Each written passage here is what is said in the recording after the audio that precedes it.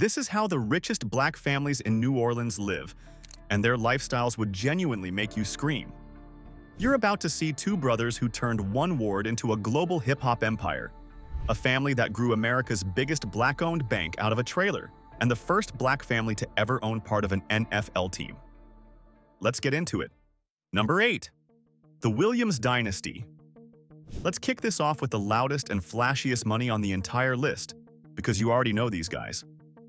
We're talking about the Williams brothers, Brian, who you know as Birdman, and his brother Ronald, who goes by Slim. And the empire these two built didn't start in some boardroom. It started in the 3rd and 9th wards of New Orleans, two of the toughest neighborhoods in the city.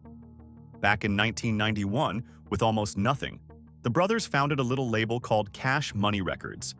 And here's the move that changed everything. In 1998, they locked in a landmark distribution deal with Universal worth a reported $30 million. But they did it while keeping ownership of their masters, which back then was almost unheard of. That single decision helped turn Cash Money into one of the most influential forces in the history of hip-hop. And it pushed the family's fortune past $150 million, built on music catalogs, streaming royalties, and a stack of business ventures in everything from spirits to energy. And oh, do they spend like it?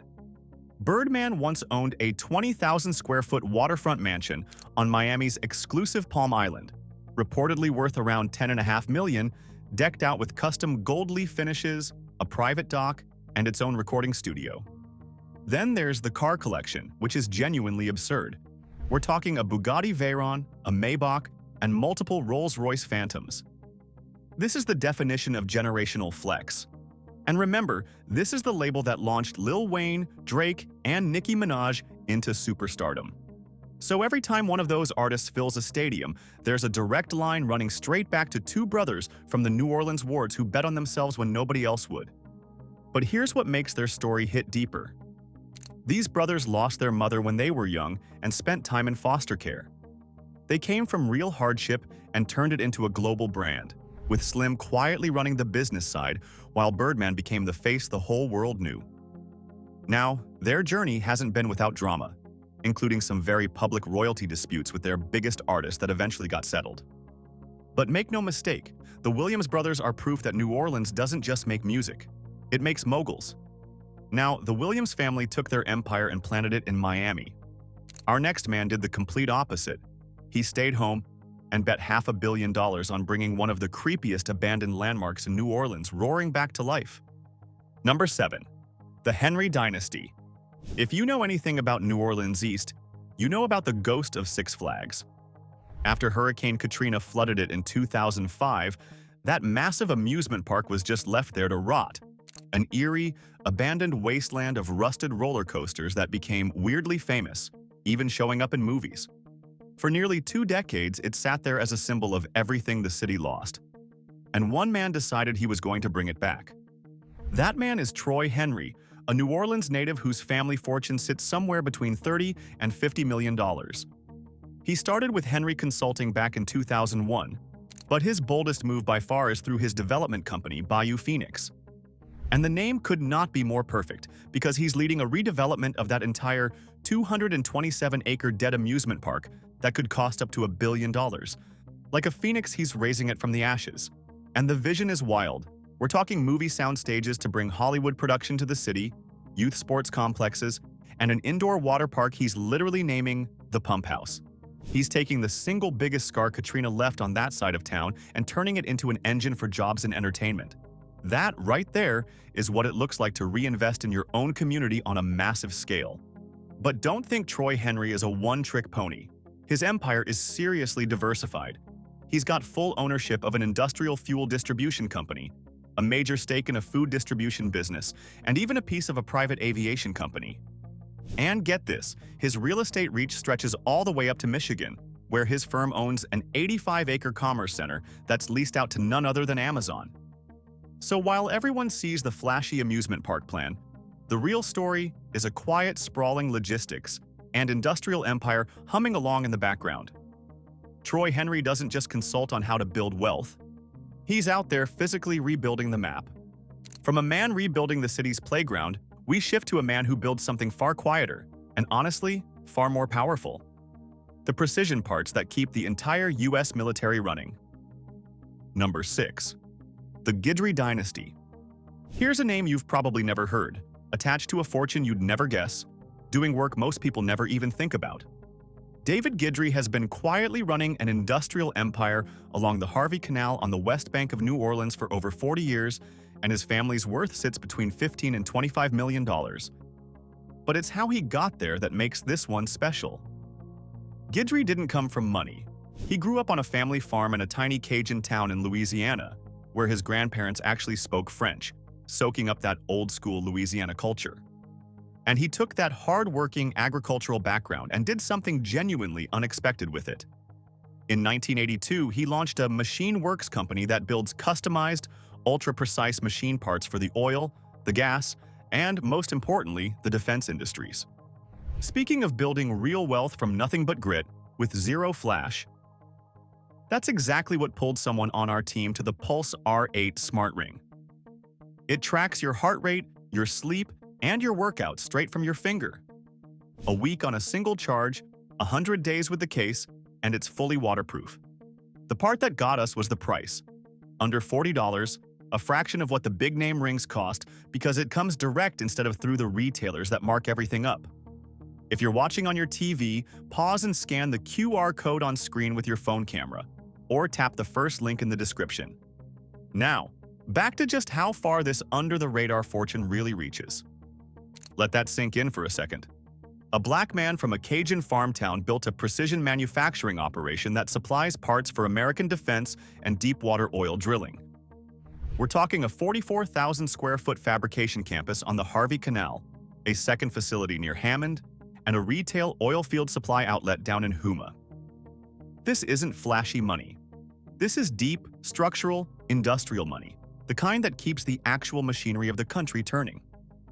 And the lifestyle reflects exactly who he is, a man who values land and grit over glitz. His pride and joy is a 90-acre private ranch up on the North Shore, complete with all-terrain vehicle courses and full equestrian facilities. So while other guys on this list are flexing supercars on Instagram, David Guidry is more likely outriding horses on his own personal spread, having built a defense manufacturing company from the ground up. He is the definition of a self-made industrialist, and he represents a kind of black wealth you almost never hear anyone talk about. But not all power in New Orleans gets built in a factory or a recording booth. Our next family built theirs in the most powerful building in the city, City Hall, and they made history doing it. Number 5. The Morial Dynasty. If the city of New Orleans has a true political royal family, it is absolutely the Morials. And their story is about a different kind of wealth, the kind measured in influence and legacy.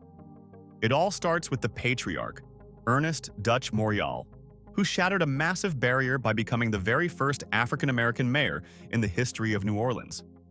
Just think about the weight of that, the first ever, in a city this old and this complicated. But the dynasty didn't stop there because his son, Mark Morial, grew up and won the very same office, getting elected mayor in 1994 and serving 2 terms where he focused hard on driving down the city's violent crime. And when his time running the city was done, Mark didn't fade away. He went national. Since 2003, he's been the president and CEO of the National Urban League, one of the most important civil rights and economic empowerment organizations in the entire country, a role that reportedly pays him over $1.25 million a year. And this is a genuine power couple, because Mark's wife is Michelle Miller, the Emmy-winning national news correspondent and longtime co-host of CBS Saturday Morning. So you've got one half of this marriage shaping national policy on Black economic empowerment, and the other half shaping the national news on one of the biggest networks in America. Their combined estate is estimated between $10 and $15 million, with homes in both New York and New Orleans, bridging their national platform with their deep Louisiana roots. The Morials prove that real dynastic wealth isn't always about cash in the bank. Sometimes it's about a family name that's been synonymous with progress and power for 2 straight generations. They turned political capital into a lasting legacy, the kind where the name itself opens doors that money never could. In a city as old and as layered as New Orleans, the Morial name is its own kind of currency. And speaking of deep Louisiana roots, Our next family can trace theirs all the way back to free people of color who founded an entire plantation along the Cane River, generations before any of this. Number 4. The McKenna dynasty. This next family might just be the most Creole family on the entire list because their roots go almost impossibly deep. The McKenna dynasty, led by Dr. Dwight McKenna and his wife Beverly, is planted in the historic Treme and Esplanade Avenue neighborhoods. And here's the staggering part. Dr. McKenna is a direct descendant of the Metoyer family, free people of color who founded the legendary Melrose Plantation along Louisiana's Cane River back when the idea of black people owning land, let alone a plantation, was almost unthinkable. So this is a family that has literally been building and preserving black wealth in Louisiana for centuries. Their fortune today sits between $8 and $12 million, built on Dr. McKenna's medical practice, his real estate, and his publishing ventures. But the money is honestly the least interesting thing about them, because what the McKennas have done is become the guardians of an entire culture. Check this out.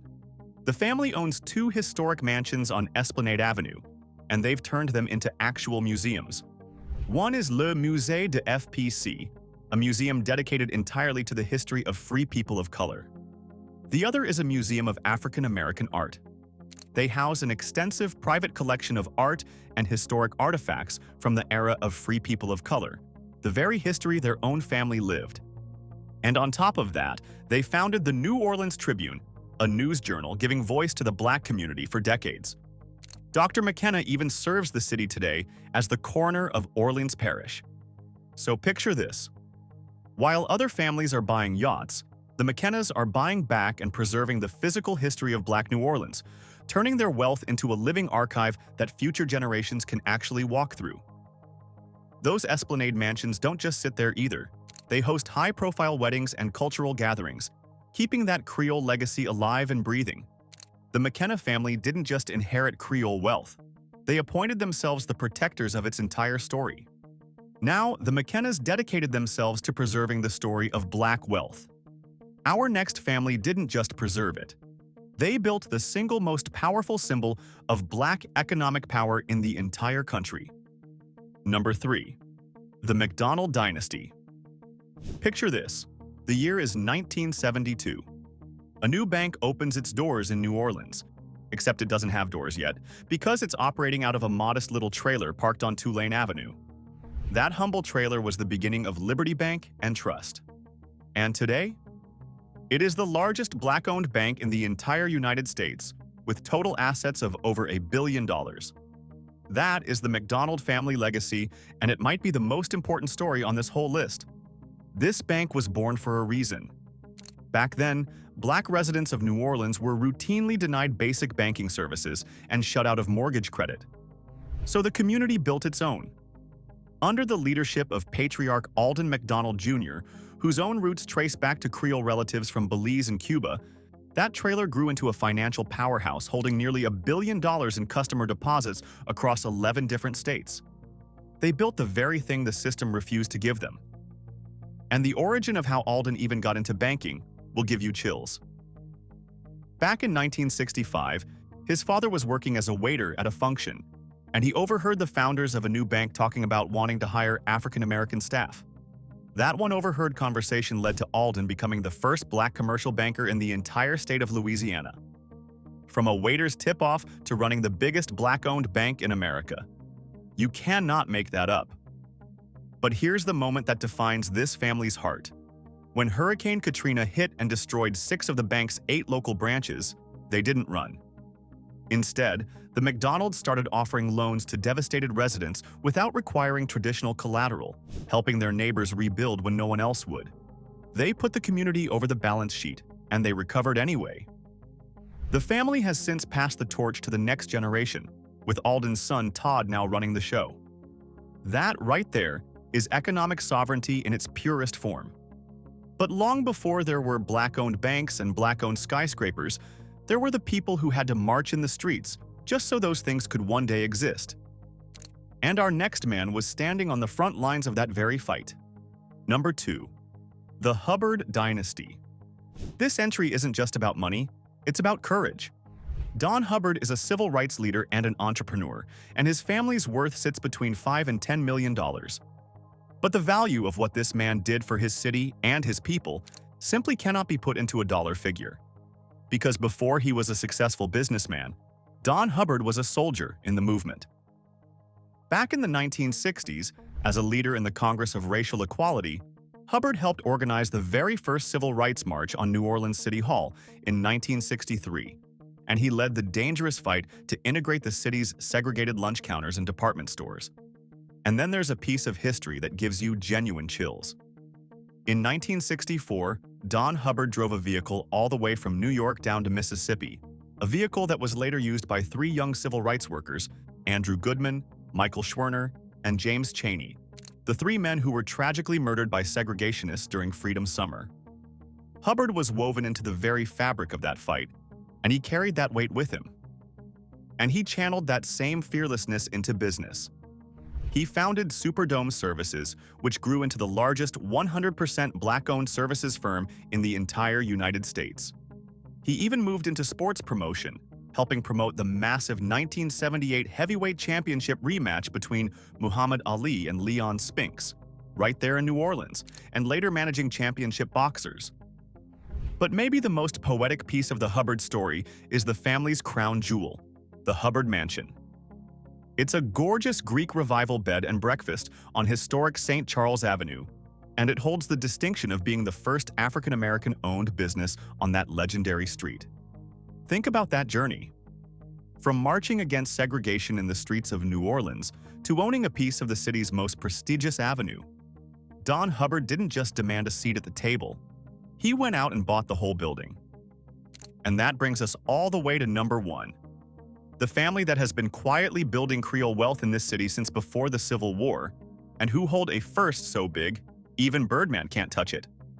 Number one, the Desjois dynasty. And here we are at number one. And while the Desjois family might not have the flashiest cars or the biggest single bank account on this list, they earn the top spot because they are, quite simply, the deepest roots of Creole wealth in all of New Orleans. This family's story doesn't start a few decades ago.